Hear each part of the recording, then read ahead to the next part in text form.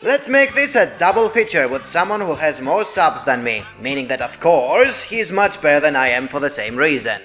If you thought this was going to be the exact same thing as the mandatory MMORPG virtual reality anime series of every season, you're probably going to be very mistaken. It really makes you immersed into the series when you realize more of these connections to games. If you like MMORPG anime series, you might like this as well. Are you saying that people were not watching the other MMO shows for the same reason?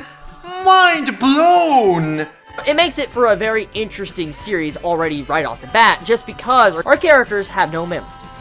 Great! Blunt the self-inserts with no backdrop so we can imagine them being any way we want them to be. Remember the other great shows which begin with amnesia? This definitely was the perfect way to do a first episode to capture the audience and allow people to want to continue watching. By having generic characters with no backdrop getting generic classes and taking generic quests in a generic world, just like a generic sandbox video game. The characters were interesting. They didn't feel straight up bland. They didn't feel like they're like, these characters like, fucking trash. Yeah man, we know so many good things about these characters, like how big are their breasts and how weird their eyes look.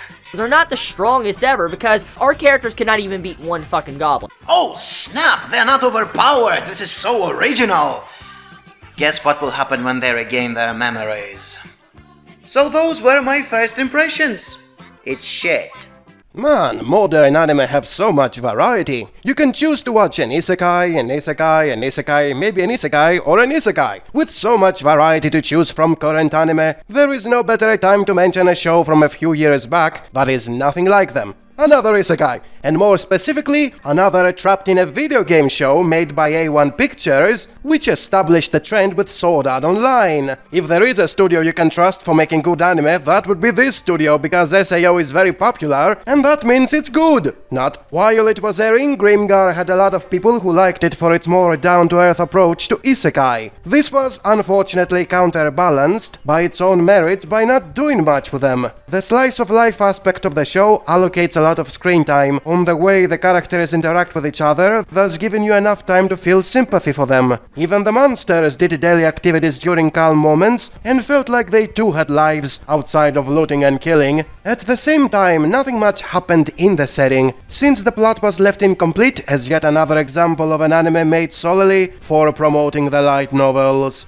As much as you might have liked the characters for not being overpowered, the special chosen ones, at the same time they were bland archetypes with no name or backdrop or even memories of their past. They popped into existence in that world and thus they never felt like they existed naturally in it. They came off as generic cardboards with generic classes roaming around in a generic fantasy setting, killing generic monsters. And sure, they had a few character gimmicks as an excuse for personality, but that was giving them as much depth as a smurf that has nothing to do outside of repeating its one and only gimmick. There was detailed fighting choreography in every battle, since it wasn't about the characters standing still and spamming epic spells that easily defeat entire armies. At the same time, the fights weren't that elaborate. Despite being a team, when one of them was fighting, the rest were standing still. Seriously, it's as if time froze for the sake of having a duel. Beyond that, having more realism in fights is a very minor thing when there is no investment in the characters that are doing the fighting.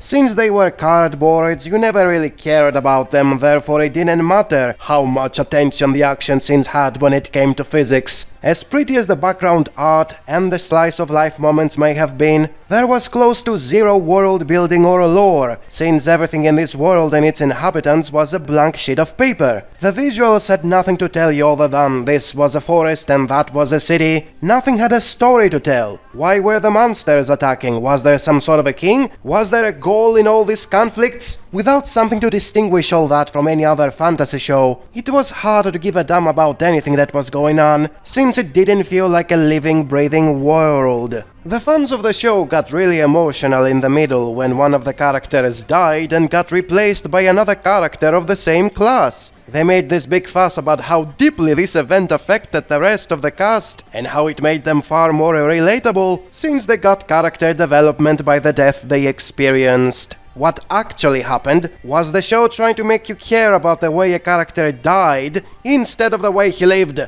I mean, seriously, there was absolutely nothing to talk about that character, and the only memorable thing about him was that he died. Also, the person that replaced him was the only character who had a backdrop story, and it was just witnessing others dying as well. The only thing the writer did for making you care, and to think these people had a personality, was killing nobodies.